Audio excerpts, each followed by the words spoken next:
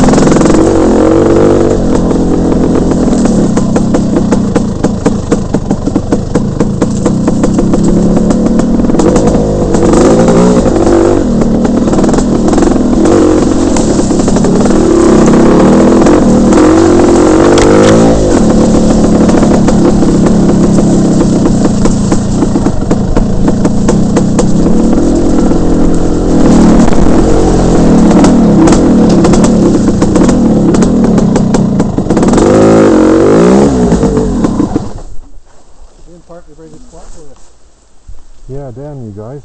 Sorry. You know how long it take me to start this old bike? I was going to say, a real Husqvarna. You know what, eh? I love this bike. Nice day, eh? Oh, it's beautiful. Can't go on the single track yet. What's that?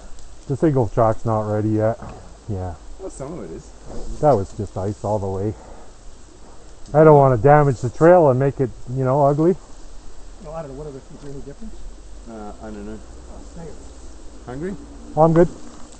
I just thought you might need the energy to get that going. Are you on your own? Pardon? You on your own? Oh, yeah. I got my GPS and I know my bike so well. I do all the work on it. Never let me down. I'm just trying to decide, is that 88? 86. Yep. Is that the first Did you year ever they- own these Swedish Huskies? No. Nope. What about you? Nope. Were you riding in the 80s? Oh yeah. Yeah, I gave up about, I don't know, 92 or something. Got married. My bike sat in the garage forever and I got into cars. I sold it. And then it was about 25 years later and Race City closed because I had nowhere to go with my car. Street racing's just not right, you know. It was fine when we started doing that as kids, but when you're out there and you're 45 years old street racing with kids, you don't feel right.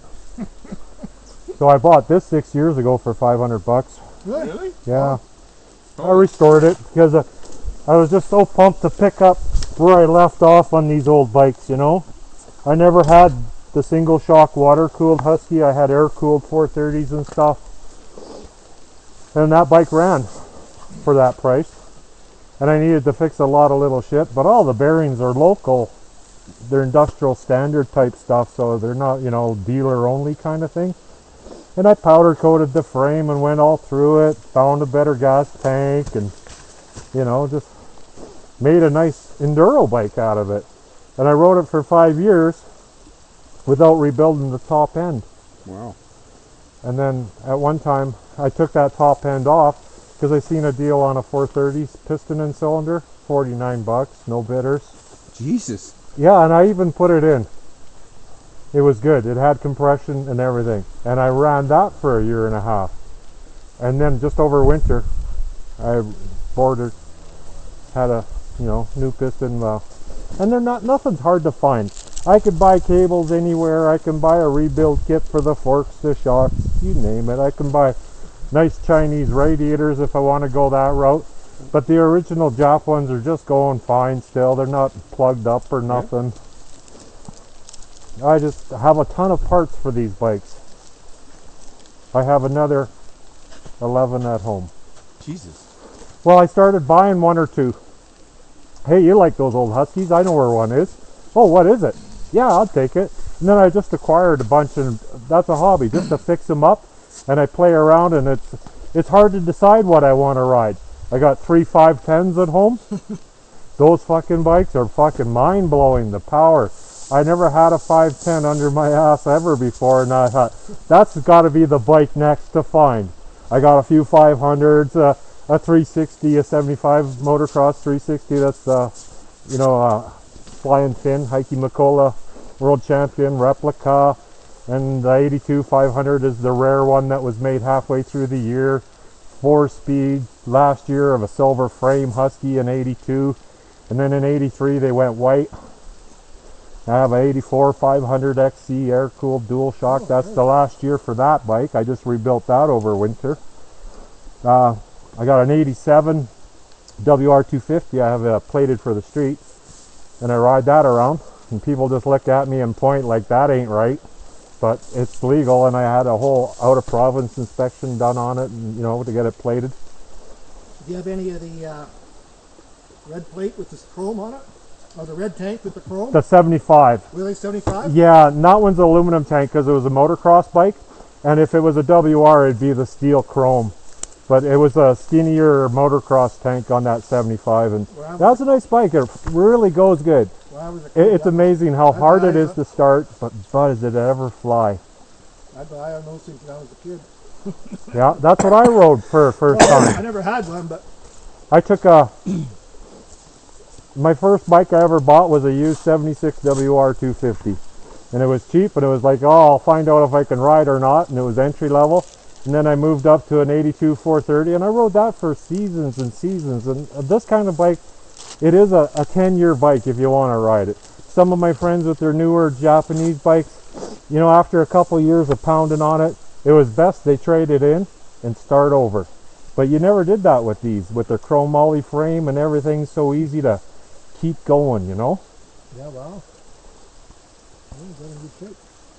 That's an aftermarket pipe on there. They still make those. George at Uptight Racing in California. Oh, wow. You know, that's just awesome desert enduro kind of bike. It's so comfortable and smooth, and it just grunts up shit and it'll never die on you, you know? What's it like in the tight stuff? Awesome. If you rode this bike, you'd say this is like cheating. Doesn't fall or anything? Fuck no. It's just unreal. I'll go up a hill and I could take the clutch lever and put it in my backpack. I don't need it. I can just roll right off the gas, slow right down for a ledge, come on again. Won't wheelie, won't respond stupid hard, but it won't be, you know, like some of these 300s are. They just don't sound like they're ready to go. You know what I mean? It's kind of like blurpy. You know what I mean? I put electron carb on this thing and it's just awesome. I've convinced some of my friends with newer bikes that this is the bike to buy, and they are buying them just for the fun factor. You want to come out here and be comfortable and confident and just plow some, you know, some trails and not fight the bike. What sucks about the bike to some of you guys maybe? It needs more brake. I was looking But at I can never grab too much brake. I never have that issue. They're anti-lock. Even the front doesn't grab? Yeah, it does good. Yeah. My first bike had drums front and back. It was an 81 XR250. And drums are okay until they get wet, you know? If you wanted to go into some certain kind of vintage class, you gotta have that stuff still like the other guys have, right? This is an upgraded fork. It shouldn't be upside down fork on this bike, but that's what was on an 87 motocross bike. So I bought them off eBay and did the swap. And it improved the caliper design because that's a way bigger caliper like what modern bikes are. Yep. And the original Brembo caliper takes a pad that's smaller than your rear. Oh, Jesus. So it wasn't that good. It was slightly better than drum. Just slightly. I love it. Easy starting bikes too. You know, typically you get off the bike and start it, right? But if you're a taller kind of Swede guy, you know. It's like my first Husaberg. Kickstarter on the left, chain on the right. Have a good day, guys.